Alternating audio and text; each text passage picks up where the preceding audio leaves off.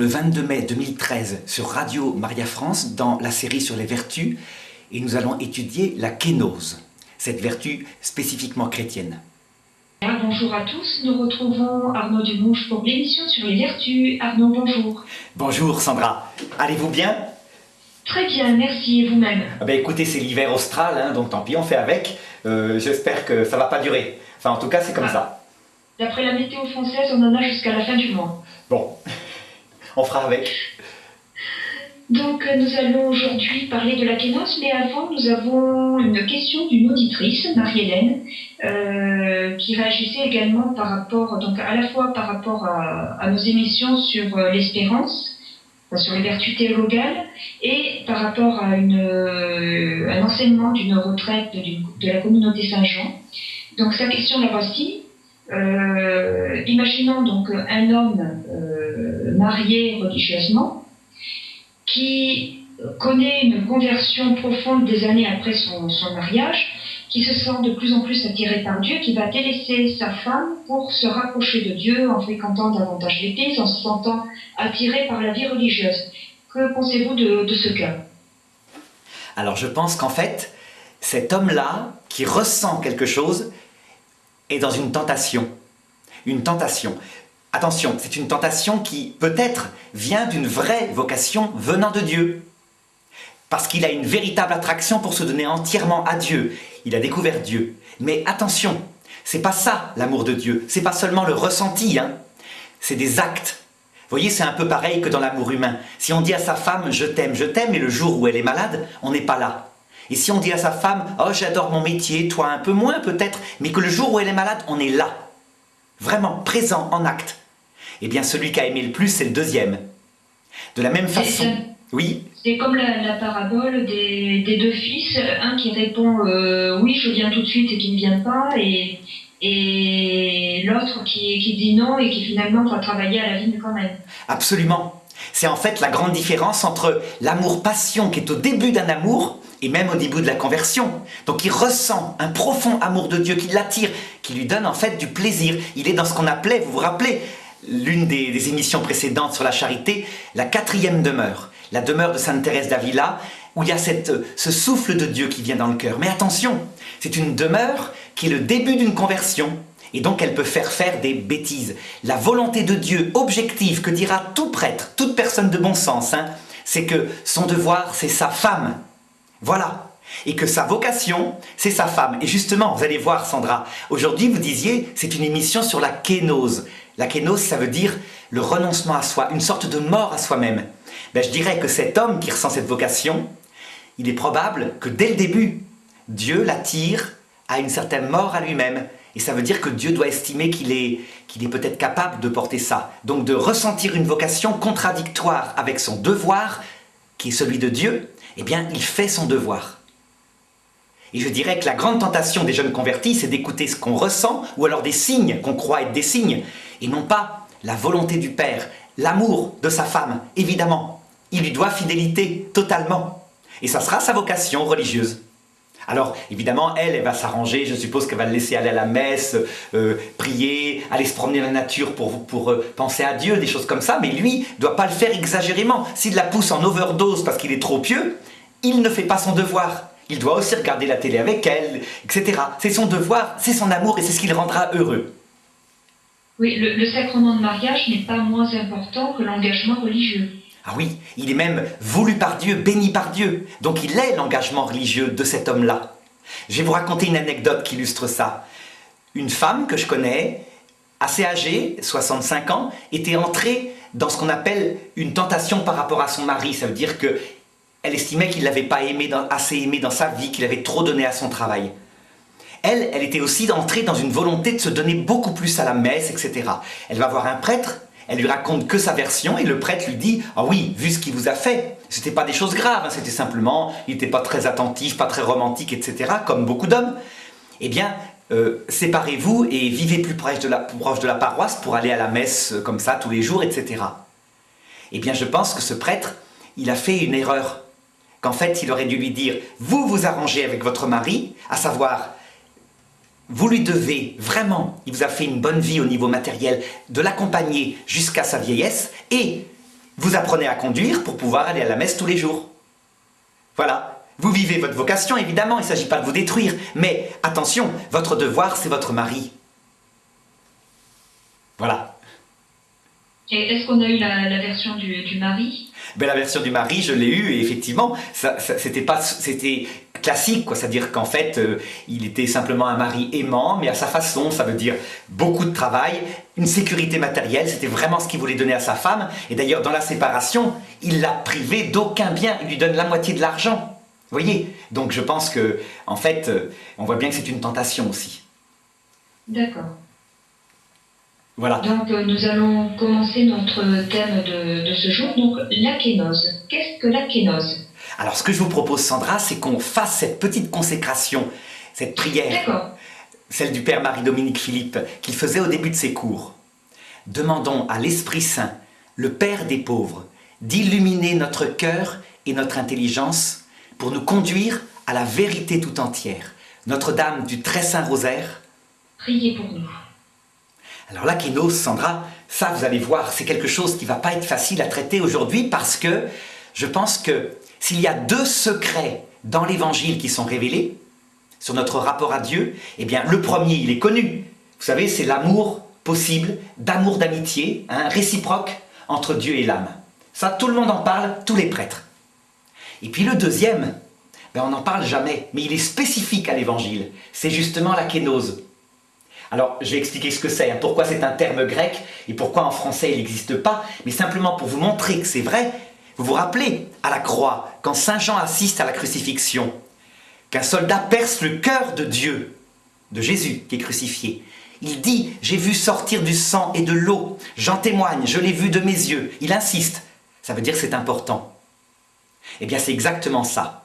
Le sang, c'est la charité, l'amour, et l'eau, c'est la kénose, l'abaissement de soi-même, une sorte de mort à soi-même. Donc voilà, c'est absolument fondamental. Je crois qu'aujourd'hui, on va pouvoir comprendre un peu le secret. Pourquoi on est sur Terre? Pourquoi justement ces souffrances? Pourquoi cette dame qui posait la question tout à l'heure par rapport à son mari, lui, sa vocation, c'est peut-être de renoncer à son désir, donc d'entrer dans une kénose pour elle. Voilà. D'accord. Alors d'abord, est-ce que, je ne sais pas si vous voyez un petit peu, Sandra, ce que c'est que le terme kénose, ce que ça veut dire. Vous avez peut-être entendu parler de ça déjà? Alors, j'avais entendu déjà ce mot sans savoir de quoi il s'agissait. Et bien sûr, avant notre émission, j'ai fait quelques recherches.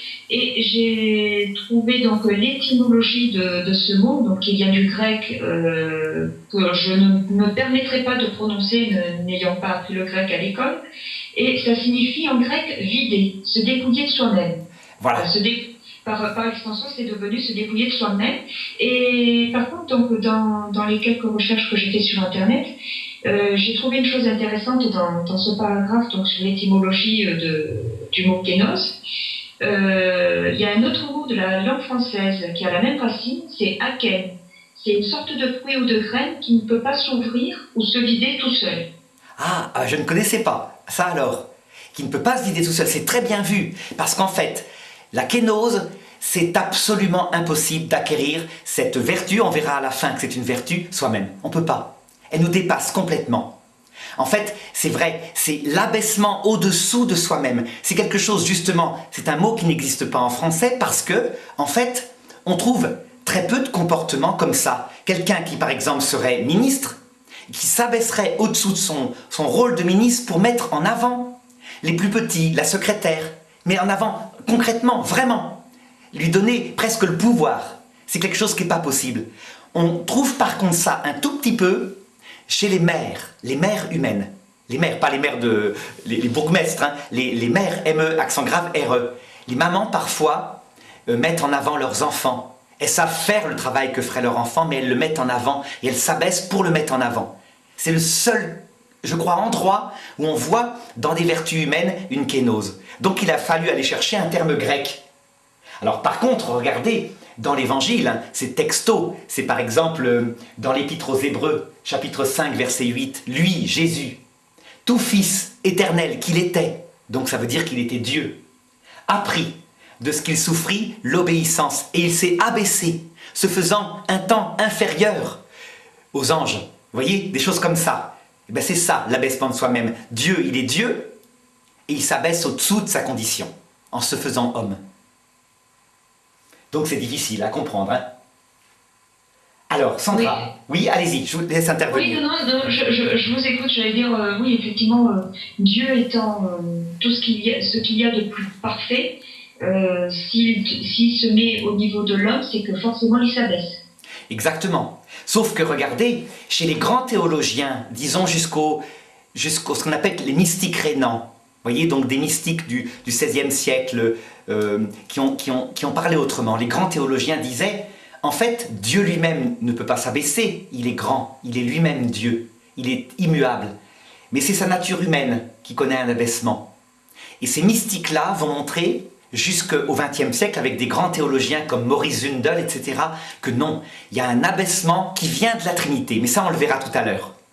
Par contre, ce que je voudrais voir avec vous, peut-être pour préciser la différence entre kénose et humilité. Ça, c'est quelque chose, vous voyez, qui est important parce que vraiment, c'est pas la même chose.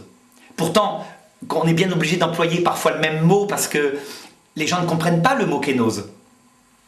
Donc regardez, pour être précis, je dirais que chez les musulmans, Dieu n'est surtout pas humble, surtout pas kénose, il est grand et il est juste. Ça veut dire qu'il est à sa juste place. Puisqu'il est le créateur, il est au-dessus des hommes et c'est normal. Et face à lui, l'homme est humble. Humble, ça veut dire qu'il se met à sa juste place devant Dieu, petite créature incapable, serviteur humble, et il se prosterne. Vous voyez, c'est des relations rationnelles dans l'islam. Ça concorde tout à fait avec des démonstrations philosophiques sur l'existence de Dieu. Et c'est ce que disent les musulmans. Ils disent notre religion, elle est raisonnable. Dans le christianisme, regardez, c'est tout à fait différent. Dieu, dans ses relations, s'abaisse, on va le voir tout à l'heure, et il se fait homme. Ça veut dire que par rapport à nous, il s'abaisse en dessous de nous puisqu'il va jusqu'à mourir sur la croix. Et il nous appelle à faire la même chose par rapport à lui, à s'abaisser en dessous de lui. Ça, ce qui serait finalement juste, puisque nous sommes de toute façon en dessous de lui. Mais à le faire aussi en dessous de notre prochain. Et je vais vous montrer quelques textes où il le dit textuellement. Vous vous rappelez par exemple cette histoire qui montre le combat qu'il y a avec la kénose. Quand Jésus, la veille de sa passion, lave les pieds de ses disciples. C'est exactement ça. Je ne sais pas si vous voyez de quel passage je veux parler. Oui, et Pierre qui lui répond, non, tu ne me laveras pas les pieds. Et Jésus qui lui répond, si je ne te lave pas les pieds, tu ne peux pas avoir de part avec moi. Et Pierre, il est exactement dans un raisonnement de type musulman, vous voyez, un raisonnement humain, parfaitement raisonnable. Tu es le maître et seigneur. Il a même dit à un moment donné, tu es le fils de Dieu. Donc il le sait déjà, il le sent. Donc tu ne me laveras pas les pieds. Ta place, c'est ta place. Tu es grand, je suis à ton service et je donnerai ma vie pour toi. Ben voilà. Et Jésus lui répond, si je ne te lave pas les pieds, tu n'as pas de part avec moi. Ça veut dire qu'en fait, visiblement, si jamais Dieu ne va pas s'abaisser au-dessous de Pierre, Pierre ne peut pas rentrer au paradis. C'est ça que ça voudrait dire. En tout cas, je vous garantis que ça a posé des tas de problèmes théologiques et que saint Thomas d'Aquin répond non, ça ne peut pas être ce sens-là parce que Dieu ne peut pas faire ça dans sa divinité. Et donc il va falloir des théologiens plus récents pour arriver à le comprendre. Alors il y a d'autres passages, regardez, à un moment donné, quand Jésus annonce qu'il doit monter à Jérusalem, qu'il devra être crucifié, livré au grand prêtre, etc. Et que le troisième jour, il ressuscitera. Pierre, qui vient de dire une grande vérité, tu es le Messie, le Fils du Dieu vivant, le prend à part et le gronde en disant à Jésus, ça ne t'arrivera pas. Et Jésus, là, se fâche et lui dit, va loin de moi, Satan. Satan, il l'appelle. Tes pensées ne sont pas celles de Dieu, mais celles des hommes. Alors, évidemment, Satan, non, je dirais celle des hommes.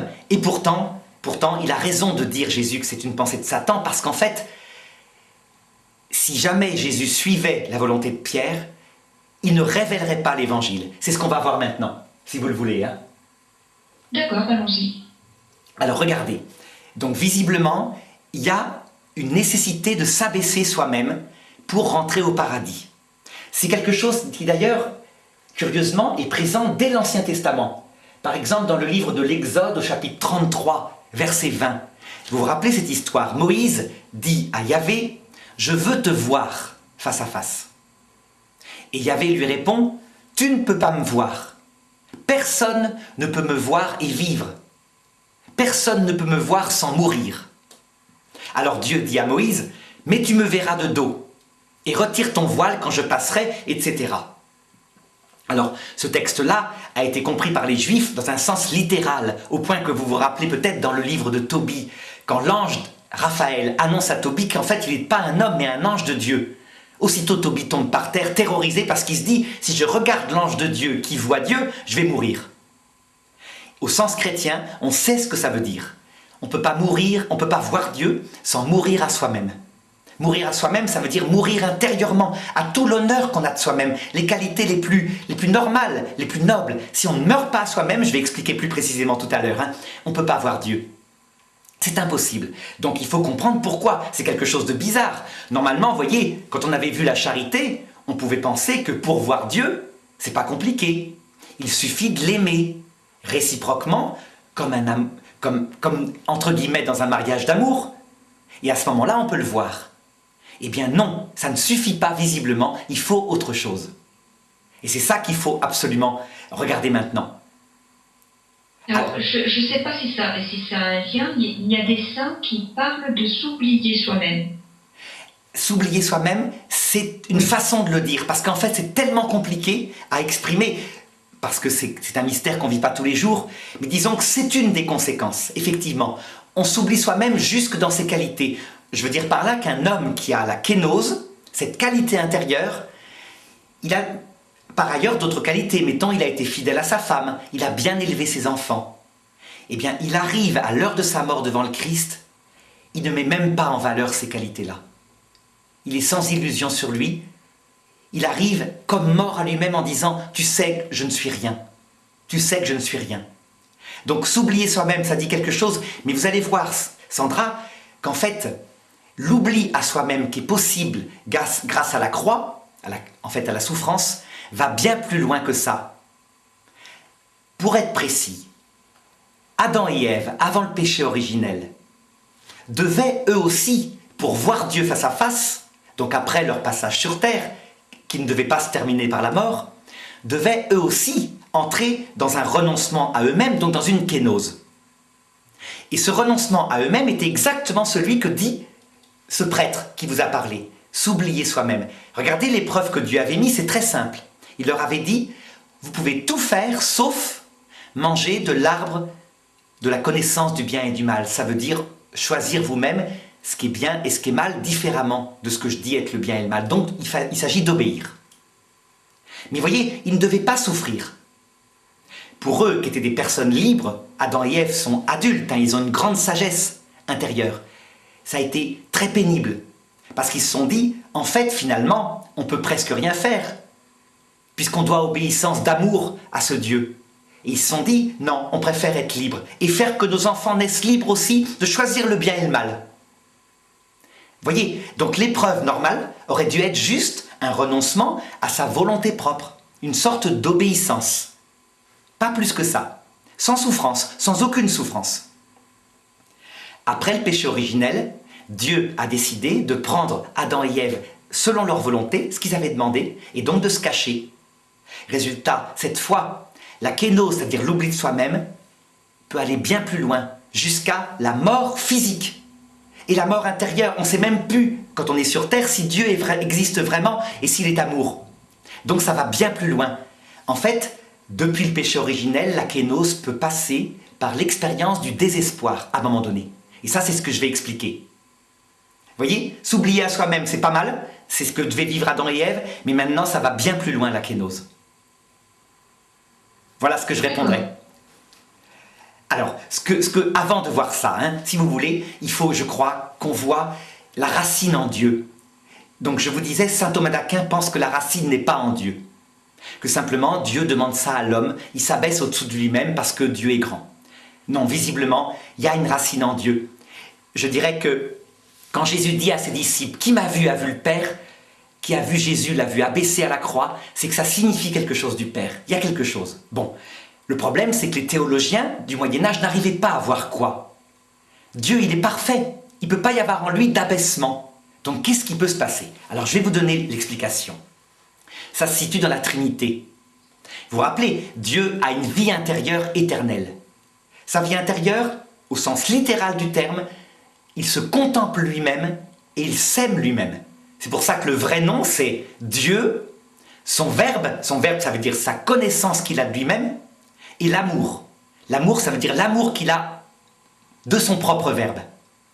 Voilà.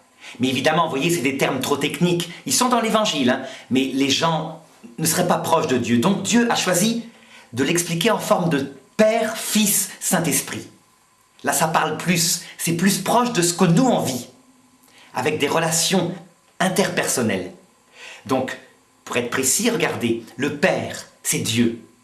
Son éternité, il se contemple lui-même, et c'est source de plénitude. Seulement, comme il se connaît parfaitement, sa connaissance de lui-même, elle est exactement lui-même face à lui-même. Vous voyez, un peu comme si, Sandra, vous vous connaissiez parfaitement dans le moindre de vos atomes, et que dès que vous pensez à vous-même, apparaissait Sandra devant vous. Réellement. Jusqu'au moindre atome. C'est pas possible, hein. Vous voyez, pour nous, ça colle pas. On fait surgir un vague concept de nous, enfin, c'est très flou. On se connaît même pas. Dieu, lui, si. Donc, il y a bien le Père, et face à lui, lui-même, c'est-à-dire ce qu'il connaît, qui est lui-même, qui est une personne, qui s'appelle le Fils, qui est réellement face à lui-même. Bon. Eh bien, regardez maintenant. Le Père, un père, ça n'existe pas tout seul. C'est pas possible. Un père, ça n'existe que parce qu'il y a un fils. Vous voyez ce que je veux dire, Sandra? Vous voyez, un père, c'est une pure relation à un fils. Oui. De même, regardez, si une femme n'est pas maman, on ne peut pas l'appeler une mère. Parce qu'il lui manque la relation qui fait d'elle une mère. Donc, être maman, c'est une pure relation à un enfant. Alors que tous les enfants ont des mamans. Ça, c'est obligatoire. Eh bien, en Dieu, c'est pareil. Le Père n'est que parce qu'il y a le Fils. Et le Fils n'existe que parce qu'il y a le Père qui se contemple. Résultat, regardez, appliquez à Dieu cette chose-là que je viens de dire, qui paraît très rationnelle. Mais c'est simple. Le Père dit au Fils, « Je ne suis que par toi. » Ce qui veut dire, tu es plus grand que moi puisque je ne suis que par toi. C'est une façon de parler, voyez, hein. Et le Fils dit au Père, « Je ne suis que par toi. Donc tu es premier par rapport à moi puisque je ne suis que par toi. » La réalité, c'est qu'ils sont exactement identiques. Ils ont la même nature. Le Père et le Fils sont égaux. C'est ce que montrait saint Thomas d'Aquin. Et que leur relation, en fait, il y a un abaissement l'un devant l'autre éternel. Et pareil pour le Saint-Esprit, mais je n'ai pas détaillé. Vous voyez, donc on arrive à repérer dans la Trinité quelque chose qui n'est pas normal. À la fois, les trois personnes sont identiques, donc le Père devrait dire au Fils, tu es égal à moi, tu es semblable à moi, et le Fils réciproquement. Et en même temps, ils s'abaissent l'un devant l'autre, parce qu'un Père n'existe que par un Fils. Voilà, ça veut dire qu'en Dieu, visiblement, dans sa racine même, il y a une kénose. C'est possible de le comprendre. Mais alors seulement, regardez Sandra, imaginez que ce Dieu crée des petits êtres, dont vous et moi, pour qu'on le voie face à face.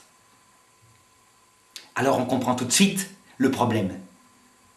Si en Dieu, il y a un jaillissement de petitesse, d'abaissement de lui-même, au point que ça se traduit par un abaissement même devant nous, et que nous, on arrive devant lui avec la moindre, je dirais, fierté de ce qu'on est, et on a des motifs pour être fiers de ce qu'on est.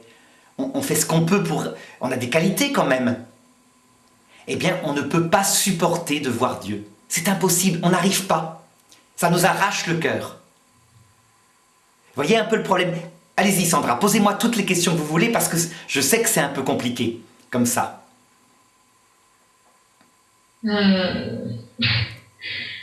Ben, écoutez, j'ai une meilleure idée. Oui. Je vais raconter une anecdote. Parce que je vous avoue que je sèche un petit peu là. Voilà, je sais que c'est compliqué, comme ça paraît. Je vais raconter une anecdote, si vous voulez, très concrète. Ça va être plus simple et vous allez me dire si vous la comprenez. Sandra, imaginons que vous avez 20 ans et vous tombez amoureux d'un garçon qui qui est vraiment fantastique, vous l'aimez. Vous êtes normal, c'est-à-dire vous êtes une femme qui a des défauts, des qualités, etc., des intérêts, qui est aussi fière de certaines choses qu'elle a réalisées. On est tous comme ça. Or, vous découvrez que ce garçon dont vous êtes tombé amoureux et que vous voudriez épouser, vous découvrez avec horreur que vous voyez son cœur, c'est-à-dire ses pensées profondes. C'est pas une horreur, apparemment. On pourrait dire que toutes les femmes le souhaitent. Mais là, vous allez voir le problème. C'est qu'il s'avère que ce garçon est limpide. Il ne pense qu'à vous, totalement. Il n'a jamais aucun retour sur lui-même. Bon, vous me diriez, si vous voyez ses retours sur lui-même, ça serait peut-être des scènes de ménage, hein, évidemment. Mais là, c'est à un point tel que il y a une telle humilité, un amour total. Il ne fait que pour vous les choses. Il ne cherche jamais son intérêt, mais jamais, jamais, jamais. Et vous avez tout le temps son âme devant lui. C'est-à-dire que quoi que vous fassiez, vous allez vous promener, vous voyez son âme. Et c'est perpétuellement. Et vous, face à lui, ça vous révèle ce que vous êtes. Vous voyez bien, mettons, il a une grosse maison. Il est absolument certain, Sandra, que vous ne vous mariez pas pour avoir une grosse maison. Mais c'est quand même bien pratique, vous êtes normal, quoi. N'est-ce pas? Moi, je sais pas, je suis quand même content s'il y a une grosse maison en plus. En plus, il est beau. Allez-y, oui. Oui, disons que s'il y a des choses matérielles qui sont pas négligeables, c'est sûr que ça doit ajouter à la relation que cette jeune femme et ce jeune homme ne peuvent avoir. Absolument. Alors, évidemment, comme vous êtes droite, vous dites, c'est comme un moyen, c'est qu'un moyen. Mais par rapport à ça, regardez, comme vous êtes très jeune, par contre, vous êtes follement attiré parce qu'il est beau, il est attirant. Donc, votre cœur sensible, votre plaisir sensible, sentimental et physique a un intérêt. Et lui, rien de cela, uniquement vous, votre bonheur. Vous voyez, vous n'êtes pas dans le péché, c'est normal. Tous les êtres humains sont comme ça. On ne va pas chercher à épouser un jeune homme, par exemple, bossu, qui a 85 ans. Il faut quand même qu'il soit beau. C'est le bon sens, même si ce n'est pas premier pour les femmes peut-être, dit-on habituellement. Mais en tout cas, pour nous les hommes, ça compte beaucoup. Donc, vous voyez, une qualité légitime, quelque chose qui est normal. Dites-moi, est-ce que vous supporteriez de le voir comme ça, sans arrêt devant vous, avec sa perfection absolue? Je crois que ça me renverrait tellement à mon propre égoïsme, parce que moi, bien sûr, je ne serais pas comme ça, complètement limpide, complètement tournée vers lui. Oui. Donc, j'aurais forcément, comme tout un chacun, un certain égocentrisme qui fait que sur certains points, je me mettrais en valeur, ou je serais un petit peu égoïste sur tel ou tel point. Et donc d'avoir peut-être une image dégradée de moi-même, ça me finirait peut-être par me poser problème. Je le crois. Je pense que, en tout cas, quand je pose la question, vous voyez, à des adolescents autour de 17 ans, ils ne supporteraient pas. Ils ne supporteraient pas. Ils me disent non, c'est pas possible. C'est insupportable, quoi. Ça serait tout le temps, en permanence. On ne se supporterait pas soi-même. Vraiment. Et je pense même qu'on fuirait ce regard. Parce qu'il nous révélerait dans la douleur ce qu'on est. Eh bien, je pense que cette parabole, elle explique ce qui se passe. Je dirais, quand on arrive devant le Christ à l'heure de la mort, qui n'est à cette époque-là que dans son humanité glorieuse. On voit son cœur, mais qui révèle qui est la Trinité. Le pape Benoît XVI, voyez, dans son encyclique Spe Salvi numéro 47, il montre ce que c'est que cette vision du Christ. Il dit, ça nous révèle notre saleté. C'est un bouleversement. On se purifie en même temps face à ce bouleversement, tellement on découvre avec stupeur qui on est vraiment. Surtout pour les personnes qui se croyaient avoir des qualités. Et c'est ce qui provoque qu'on va au purgatoire. Ça veut dire que les personnes, très honnêtement, tombant amoureuses de Jésus, quand elles le découvrent à l'heure de la mort, lorsqu'elles sont un peu fières, elles ne supportent pas. Et donc elles disent, comme Zachée, « Seigneur, je ne peux pas, je ne suis pas digne, je dois d'abord me purifier. » Et à ce moment-là, Jésus leur dit, « Vraiment, le salut est entré dans cette maison aujourd'hui. » Donc vous voyez, c'est ça, je crois, la clé. Ça veut dire que, certes, il faut aimer Dieu, mais ça ne suffit pas pour entrer dans la vision béatifique. Il faut acquérir un cœur abaissé en dessous de soi-même. Un cœur je dirais, qui sait absolument, qui est sans illusion sur soi-même. Mais vous allez voir, je dirais même plus, un cœur brisé, dit la Bible, un esprit humilié. Donc c'est quelque chose d'absolument mystérieux, c'est le mystère de la croix que nous allons aborder finalement aujourd'hui. Alors, Sandra, si vous avez des questions par exemple sur la Trinité, donc le cœur de cette kénose, peut-être posez-les maintenant, sinon on va tout de suite aborder les conséquences. Je sais que nos auditeurs en auront peut-être des questions, parce que j'ai peut-être été trop rapide tout à l'heure pour expliquer cette kénose dans la Trinité, mais je crois que c'est central. Je crois que c'est la clé même de ce qu'on fait sur Terre et de toutes les épreuves dont on va parler après. Alors, je ne sais pas si ça a un rapport. J'avais entendu une définition de la Trinité pour expliquer ce qu'étaient les unes par rapport aux autres les trois personnes de la Trinité. Donc j'avais entendu que le Père c'était l'amour aimant, le Fils l'amour aimé, et l'Esprit Saint, l'amour partagé, échangé. C'est magnifique. Mais je pense que saint Thomas d'Aquin dirait plutôt, le Père, c'est l'amour contemplant. Le Fils, c'est l'amour contemplé. Vous voyez, cette intelligence qui comprend sa propre nature. Et le Saint-Esprit, c'est l'amour échangé. Parce qu'il y a véritablement dans la Trinité une première relation qui est de connaissance de lui-même, connaissance amoureuse qui s'appelle le Saint-Esprit. De même que, regardez, c'est pour ça qu'on est à l'image de Dieu.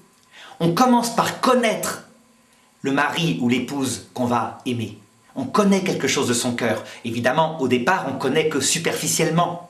Mais si on ne connaît rien, on ne peut pas aimer. Et c'est après, fondé sur cette connaissance de plus en plus profonde, qu'on aime de plus en plus, de même que le Saint-Esprit procède du Père et du Fils. Donc de Dieu qui se connaît lui-même.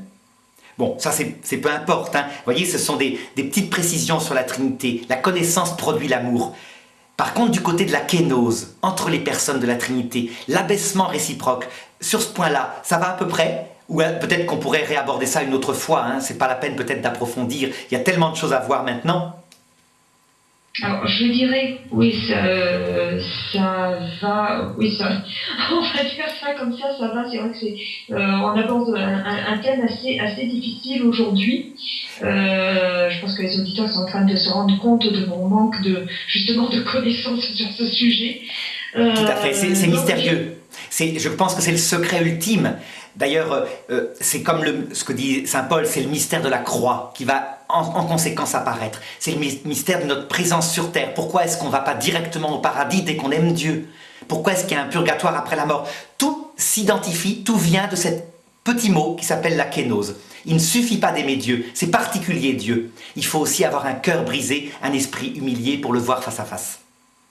Alors, on va bien sûr continuer donc cet exposé. Je vais juste rappeler aux auditeurs qui peuvent poser leurs questions. Voilà, regardez, je voudrais vous montrer quelques conséquences absolument surprenantes de la kénose. Jésus lui-même, dans son humanité, vous savez Sandra, Jésus c'est pas un homme, c'est pas une personne humaine je veux dire. Il a une nature humaine complète, donc il est vraiment homme, mais c'est la personne du Verbe éternel qui s'est fait homme, donc de Dieu qui s'est fait homme. Marie, par contre, c'est une personne humaine, vraiment. Jésus est donc la personne de Dieu fait homme. Eh bien, Jésus lui-même, dans son humanité, ça veut dire sa nature humaine qui est complète, il a une intelligence humaine, eh bien, visiblement, il semblerait qu'il n'a pas vu face à face sa propre divinité sans passer par la kénose. Je sais que saint Thomas d'Aquin dit l'inverse. Il dit que Jésus, dès sa conception, voit face à face sa propre divinité pour expliquer qu'il est harmonieux dans son être. Mais apparemment, ça ne semble pas.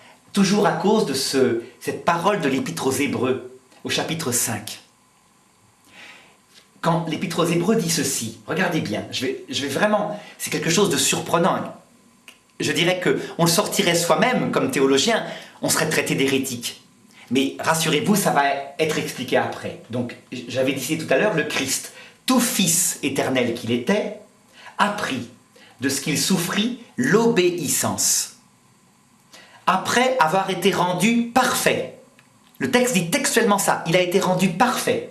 Alors il est devenu pour tous ceux qui lui obéissent principe de salut éternel. Comment est-il possible que le Christ, qui est parfait dès le départ, puisqu'il est Dieu fait homme, comment l'Écriture peut-elle dire qu'il a été rendu parfait? Parfait dans sa nature humaine? Oui, dans sa nature humaine, parce que sa divinité est immuable, elle ne change pas. C'est évidemment sa nature humaine. Seulement, on sait très bien, Sandra, c'est un dogme que Jésus, dans sa nature humaine, n'a jamais commis de péché. Il y avait une harmonie parfaite avec sa nature divine. Comment est-il possible qu'il ait été rendu parfait? Eh bien, c'est le mystère de la kénose. Regardez, Jésus, dans sa nature humaine, il est parfait au tout début, comme un petit embryon humain est parfait. Puis, comme un petit enfant est parfait. Mais quand il est enfant, l'Évangile dit bien qu'il grandit en sagesse. Donc sa nature humaine approfondit des compréhensions. Mais jamais il ne pêche. Mais il est parfait comme un enfant. Ensuite, à 30 ans, il est parfait comme un adulte. De la perfection la plus grande que peut obtenir une nature humaine par elle-même et aidée par la grâce de Dieu. Ça veut dire qu'il a une sagesse extraordinaire qui est donnée par Dieu. Il connaît parfaitement toute sa mission dans sa nature humaine. Il se sait évidemment Dieu, c'est évident, dès sa conception. Et il va se mettre à prêcher. Donc sa prédication, forcément, puisqu'elle sort de sa perfection, elle est magnifique. Il sait le dire avec des images, etc. Seulement, regardez, il y a une perfection qui lui manque et qu'il ne peut pas acquérir, même lui, par lui-même. Jésus, là, à ce moment, pendant qu'il prêche, n'a pas souffert jusqu'au désespoir. Il ne peut pas. Il a été heureux, il a vécu avec sa mère, il a vécu par contre des épreuves, mais il n'a pas encore souffert jusqu'au désespoir. Et donc il se met à dire à ses disciples, cette coupe que je dois boire, il me tarde de l'avoir bu. Donc quelque part il la désire parce qu'il sait qu'il y acquérera une perfection ultime, et en même temps son humanité la fuit quand il dit au Père, « Père, s'il est possible que cette coupe, c'est-à-dire la croix, passe loin de moi. » Ensuite, vous vous rappelez, il est attrapé, il est jugé, trahi de toutes les façons, il est crucifié, et à un moment donné, il a une parole vraiment bouleversante que certains théologiens vont essayer d'analyser en disant « il parle pour l'humanité, etc. etc. » Non, il l'a dit lui-même. Il dit « mon Dieu, pourquoi m'as-tu abandonné ?» Et juste après, il dit « tout est accompli ». Eh bien, en fait, Jésus, dans son humanité, a connu à ce moment-là ce qu'on appelle, vous voyez, on avait vu ça en voyant la charité, on appelle ça la nuit de l'esprit. Autrement dit, il a connu le désespoir total. Mais attention, pas le désespoir péché, hein, ça n'a rien à voir. Le désespoir péché, c'est la désespérance, on en veut à Dieu, etc. Non, c'est la solitude, l'impression totale d'être abandonné par Dieu, c'est la souffrance ultime qu'on peut connaître sur terre. Il n'y a pas d'autre souffrance. Je dirais à la rigueur. Vous voyez, saint Thomas d'Aquin, lui, comme il se dit, le Christ, il a la vision béatifique à la croix, donc il a un problème par rapport à ce qu'il dit là. Mon Dieu, pourquoi m'as-tu abandonné? Il ne peut pas connaître le désespoir puisqu'il voit face à face sa divinité. Donc il est dans la béatitude. Donc il ne sait pas trop comment faire. Visiblement, son humanité connaît le désespoir parce que vraiment, c'est l'épreuve ultime qu'il veut connaître comme tous les hommes. Et à ce moment-là, tout est accompli et l'Épître aux Hébreux se réalise. Il peut, dans son humanité, entrer dans la vision béatifique. Vous voyez, son cœur humain a été rendu parfait parce qu'il a acquis une qualité particulière par le désespoir qu'on appelle la kénose absolue. Il sait, dans sa chair, ayant vécu tout le désespoir, toute la souffrance, que, je dirais, il n'est rien dans son humanité. Il est plus bas que tout. Et à ce moment-là, du coup, il peut supporter la vision béatifique. Je sais que c'est difficile à comprendre, hein, mais visiblement, le texte en question le dit, il a été rendu parfait. Et voyez aussi, Sandra, est-ce qu'à votre avis, il aurait pu acquérir cette kénose? Voyez, le fait qu'il est maintenant stigmatisé. Quand il nous apparaît à l'heure de la mort, il apparaît brisé. Il porte les stigmates de sa passion. Est-ce qu'à votre avis, il aurait pu acquérir cette qualité-là d'un cœur brisé sans la croix? Je ne pense pas. Je ne pense pas parce que si je redescends à notre niveau, on remarque que souvent les conversions sont liées à des épreuves. Absolument. Et à des souffrances. Donc je ne vois pas, alors que nous, majoritairement, hein, je pense qu'on pourrait faire un sondage parmi nos auditeurs, tous ont eu une conversion liée à une épreuve ou à une souffrance particulière, ou consécutive à une souffrance. Donc j'imagine mal que Dieu donc permette qu'on souffre pour pouvoir être converti et que lui-même ne puisse justement avoir un cœur brisé sans passer par la souffrance. Oui, absolument. Et c'est une expérience humaine, on le constate. Regardez, on a beau faire des efforts. Imaginez que vous essayez d'acquérir ce cœur brisé vous-même, comme ça, en vous disant, tiens, effectivement, par exemple, on va se confesser, je regarde que j'ai des péchés, donc je commence à m'abaisser moi-même. Vous pourriez acquérir une certaine kénose, je dirais une certaine humilité. Mais cette kénose-là serait un peu celle d'Adam et Ève au début.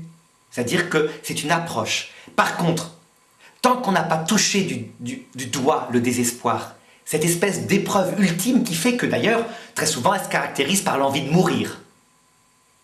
Tant qu'on ne l'a pas touché, on ne sait pas ce que c'est qu'avoir souffert. Et on est très différents. Je vois souvent d'ailleurs des femmes très chrétiennes, très croyantes, qui se confessent vraiment, qui reconnaissent leurs péchés et qui sortent de la confession en ayant tendance tout de même à juger ceux qui pêchent plus qu'elles. Parce que, effectivement, ça les scandalise. Je me rappelle de l'histoire, par exemple, que m'avait raconté un prêtre. Une femme qui était parmi ses dirigées, qui était d'une piété totale. Donc au niveau de la charité, on peut dire qu'elle s'efforçait d'aimer Dieu et même de se donner à des œuvres profondément. Et à côté de ça, très dure, très médisante. Mais elle s'en confessait. Et lui ne savait pas comment la faire évoluer. Et vers l'âge de 50 ans, brutalement, elle commence à accumuler des manques de sommeil.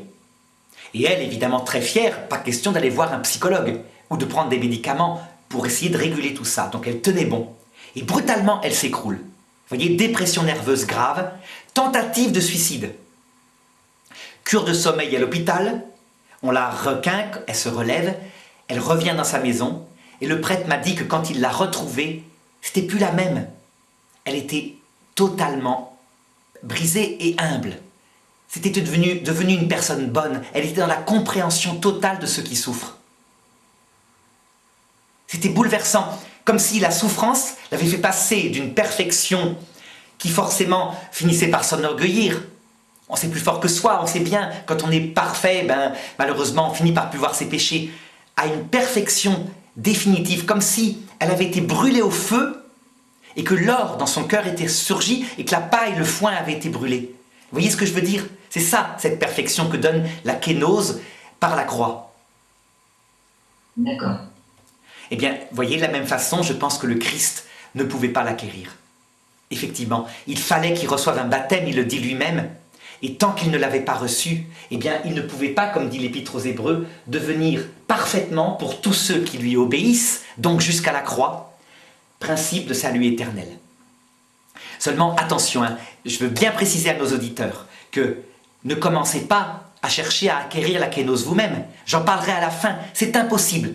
Je le dis dès maintenant parce que certains, vraiment, quand ils comprennent cette théologie, commencent à s'infliger des douleurs, des choses comme ça. Ça ne sert à rien, c'est impossible à acquérir soi-même. Il faut passer par la douleur qu'on ne veut pas. Donc ça, je voudrais insister dessus. Des saints, au cours de l'histoire de l'Église, comprenant ce mystère de la croix et cette nécessité de s'abaisser au-dessous de soi-même, ont voulu, par leurs efforts propres, acquérir la kénose. Je pense à Sainte Marguerite Marie, la voyante de Paray-le-Monial. Elle a vu le Sacré-Cœur, donc je comprends qu'elle veuille devenir comme ça. Eh bien, elle s'imposait des pénitences terribles. Elle allait jusqu'à manger de la salive de tuberculeux pour s'humilier elle-même. Voyez? Eh bien, Jésus lui est apparu, lui a dit « Arrête ça, c'est pas bien.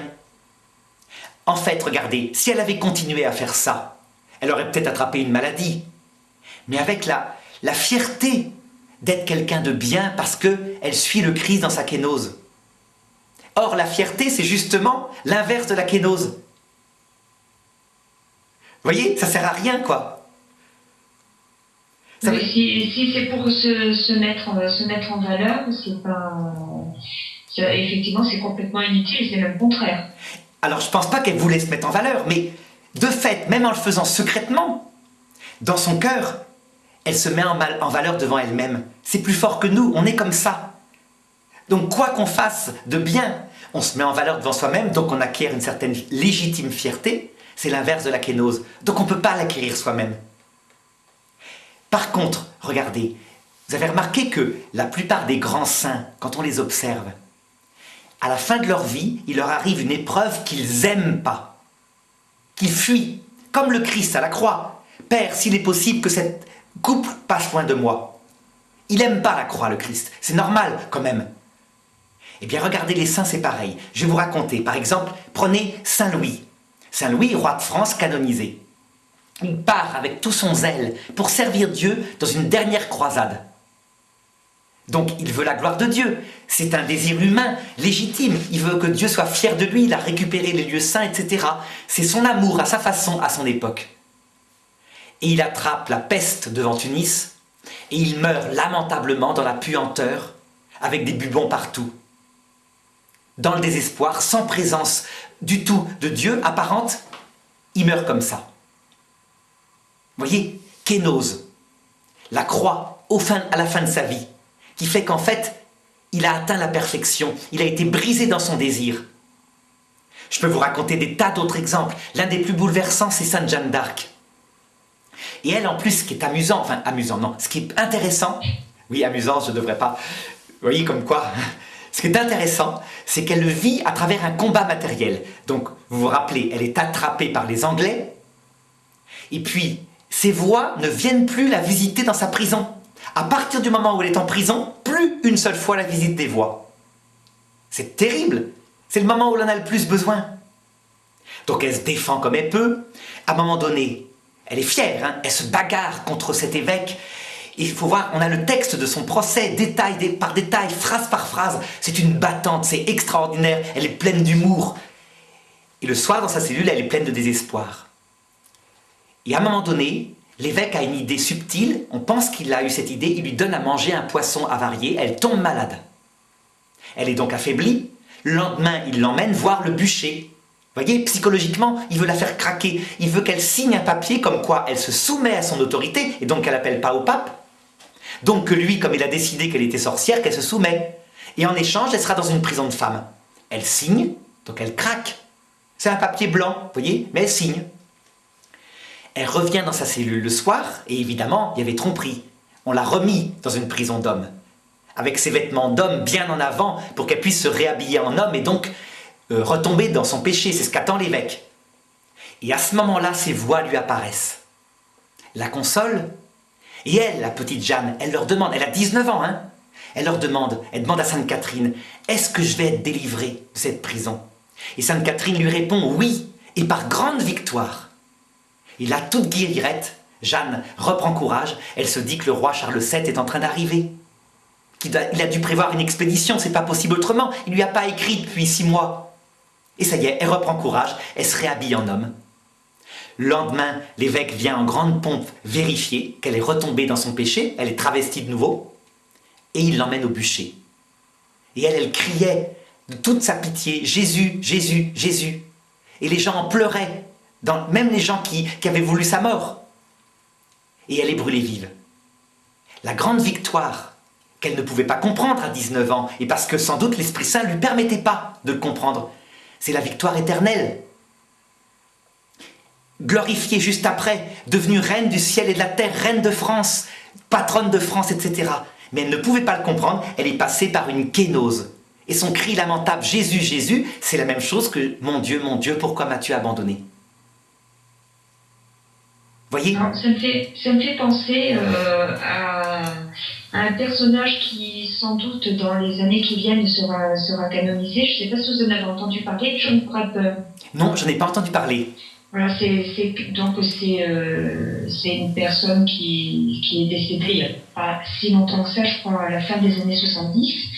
Donc c'est un Anglais, et donc il a fini sa vie en Afrique, je sais plus, c'est pas en Afrique du Sud, mais un pays voisin, et il s'occupait des lépreux noirs. Et il souhaitait avoir la lèpre pour être vraiment avec eux. Et un ami prêtre lui a dit, mais non, si tu attrapes la lèpre, tu seras emmené dans un hôpital pour blancs, parce que on ne soigne pas les noirs et les blancs ensemble. Donc du coup, il a dit, non, mais je ne veux pas attraper la lèpre. Et finalement, il est mort fusillé par des rebelles, je crois. Ah oui, mais c'est pas. Là, on voit bien qu'il y a effectivement une kénose analogue. Il n'a pas fait sa volonté. Et sans doute qu'à un moment donné, au moment de sa mort, il y a des phases de désespoir. Et regardez Sandra maintenant, si on applique à la question qui était posée au début par notre auditrice sur cet homme qui a une vocation parce qu'il a découvert la foi après son mariage religieux. Ben vous voyez, si cet homme entend cette émission, il a la réponse. Pourquoi est-ce que Dieu lui met un désir profond de vie religieuse alors que son devoir, la seule voie que lui demande Dieu, c'est d'être fidèle à sa femme, de l'aimer comme un époux, à la maison, de travailler, etc. Vous voyez, pareil, kénose. L'abaissement, pas ma volonté propre. Comme dit le texte, il a appris l'obéissance. L'obéissance non pas à un désir profond qui peut même venir de Dieu, mais l'obéissance à ce qui est bien jusqu'à s'oublier soi-même. Alors évidemment, s'il le fait cet homme-là, s'il vraiment il fait son devoir d'être fidèle à sa femme, c'est pas ça qui lui donnera une kénose absolue, puisqu'on sent bien qu'il faut une souffrance ultime, il faut passer par un moment de désespoir. Et donc là, il faut absolument que je parle de cette histoire de désespoir. Je crois que ça vaudrait le coup qu'on en parle un petit peu. Il ne faut pas chercher à passer par ce moment de désespoir. Je crois que nous, notre seul travail, c'est de fuir le désespoir par tout moyen honnête. Honnête, ça veut dire, attention, il ne faut pas, commencer par exemple comme le font des personnes chrétiennes parce que la vieillesse arrive, commencer à s'euthanasier, à se suicider donc, non. Le fuir par tout moyen honnête, c'est-à-dire que nous, on rend heureux notre famille, on essaye de se confesser de nos péchés, d'être humble, de réfléchir sur nos propres limites. Mais la kénose, c'est pas notre travail. Personne ne peut l'acquérir par soi-même, vous avez bien compris. Seul Dieu. Et en envoyant... Oui. La kénose, ce n'est pas du masochisme. Non, surtout pas. Et malheureusement, ça peut le devenir si on comprend mal. En fait, c'est Dieu lui-même qui est chargé de ça. D'ailleurs, à un moment donné, il le dit lui-même. Pour l'homme, c'est impossible. Mais pour Dieu, tout est possible. Ça veut dire en gros que Dieu, lui, il sait quand nous faire passer par la kénose. Et regardez maintenant, on a par là l'explication de ce qui se passe sur Terre actuellement, par exemple en Europe avec l'apostasie. Regardez les gens, nos frères, nos sœurs, qui sont athées, qui ont rejeté la foi. Et Dieu qui n'intervient pas, qui n'apparaît pas pour démentir. Ben c'est simple. C'est parce que, en fait, leur athéisme va leur permettre de passer en cette vie par un chemin de kénose.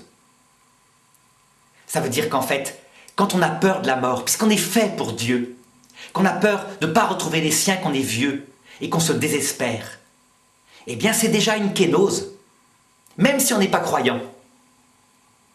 De même, regardez, un avare qui se fait voler son or, c'est une kénose.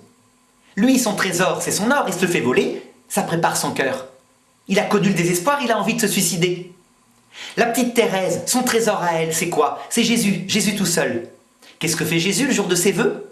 Il lui supprime l'idée même qu'il pourrait exister. Et elle passe par la nuit de l'esprit, c'est une kénose. Donc elle se dit, à un moment donné, je ne crois en Jésus que parce que je le dis par mes lèvres, mais je n'y crois plus au fond du cœur, tellement il est absent. Kénose, voyez, il nous prend là où est notre trésor, tout homme, sans exception, et au moment voulu. Seulement, évidemment, regardez-nous la chance qu'on a. C'est que nous, on sait le but de tout ça. Alors que quand on est athée, c'est beaucoup plus difficile. C'est un désespoir qui parfois les conduit jusqu'à faire des gestes de suicide. Dieu, à l'heure de la mort, récupère tout homme, les console, s'explique, montre que lui-même est passé par là, essuie les larmes, propose son pardon. Et là, à l'heure de la mort, pas après la mort, ceux qui ont le cœur brisé se tournent vers lui, évidemment. Et voyez, quelquefois, il y a des athées désespérés qui n'ont pas besoin de passer par un autre purgatoire que l'apparition de Jésus, puisqu'ils ont déjà la science intime qu'ils ne sont rien. Et il arrive que nous, chrétiens, parce qu'on est heureux d'être chrétiens, on doit apprendre la kénose après la mort ou à l'heure de la mort. Mais de toute façon, ce qui est certain, c'est que personne n'entrera au paradis sans ce cœur brisé. Voilà, ça c'est une certitude. Résultat, on est au purgatoire sur terre. Pour vous, Sandra, dites-moi, imaginez que vous ayez le choix et qu'il fasse passer l'espoir qui fait que vous avez le cœur brisé. Est-ce que vous demandez ça à Jésus maintenant ou plutôt quand vous aurez 85 ans? Ou alors dans l'autre monde? Alors, la raison chrétienne me le ferait demander maintenant. Mais ma raison humaine me dirait le plus tard possible. Eh bien, vous avez raison. Surtout pas maintenant, Sandra. Vous êtes jeune, vous avez un mari, vous êtes responsable d'une famille. Non, pas maintenant. Par contre, le plus tard possible, peut-être pas dans l'autre monde. Parce que dans l'autre monde, c'est sans doute plus long. Voyez, quand on a vu le Christ de ses yeux, lorsque on est dans le purgatoire après le jugement dernier, on est dans la joie d'être sauvé. Et donc, connaître le moment de désespoir peut être extrêmement long, au point que vous vous rappelez à Fatima, cette petite jeune fille, Lucie demande à la Sainte Vierge « Et Amélia, elle est où? Elle était morte à 16 ans. » Et la Sainte Vierge lui répond « Elle est au purgatoire jusqu'à la fin du monde. » Ça ne veut pas dire qu'elle était méchante, Amélia, mais que c'est peut-être une battante, et que dans le purgatoire, elle est heureuse parce qu'elle sait qu'elle va être sauvée, elle le sait, elle a subi le jugement dernier. Et donc pour arriver à passer par ce moment de kénose, il faut peut-être un long temps. Alors que regardez, le demander à 85 ans, quand on n'est plus responsable de famille, que nos enfants sont adultes, qu'on le vit à l'intérieur de son cœur, que personne ne le voit, qu'on n'embête personne, ça ne va pas provoquer un divorce, ou alors, je sais pas quoi. Eh bien, je pense que c'est peut-être ce qu'il y a de plus profond à faire. En tout cas, regardez, Sandra, il y a un saint, c'est saint Alphonse de Ligorie, qui dit qu'il y a 2 chemins pour passer par cette kénose. Il dit, j'ai vu en rêve 2 échelles, une échelle blanche, c'était le chemin de Jésus. Beaucoup y montaient et tombaient de l'échelle. Pourquoi? Parce que ces chemins, entre guillemets, masculins, virils, ça passe par une kénose maintenant. Et le 2e chemin, c'était une échelle blanche, vous voyez, rouge, chemin de Jésus, blanche, c'était l'échelle de Marie, la Vierge Marie. Donc un chemin féminin, un chemin de maman, qui est plus doux, qui arrive au même mystère. Mais la kénose n'arrive pas, par exemple, quand on est jeune et qu'on a des petits-enfants à la maison. Donc vous voyez, votre raison humaine, elle a raison. Il faut demander à Marie de passer par son chemin, et elle le fera quand elle voudra. Mais que ça n'ait pas de conséquences sur nos enfants. Alors vous me direz, mais nos enfants c'est notre trésor, donc c'est peut-être comme ça qu'il faut que ça passe. Non, il a d'autres moyens, Marie a d'autres moyens, comme par exemple le fait d'être à l'hôpital, d'être dans l'épreuve intérieure, vous voyez, il y a d'autres moyens que ça. Voilà ce que je dirais. Alors il me reste peut-être une dernière question. Est-ce que la kénose est une vertu, Sandra? Mais justement, alors si j'ai bien retenu, une vertu se définit par son objet, c'est ça, c'est une vertu constante. Oui, une vertu théologale se définit par son objet, mais une vertu se définit comme étant une stabilité de notre être. Donc est-ce qu'on peut être stable dans un cœur brisé, un esprit humilié, qui a connu le désespoir?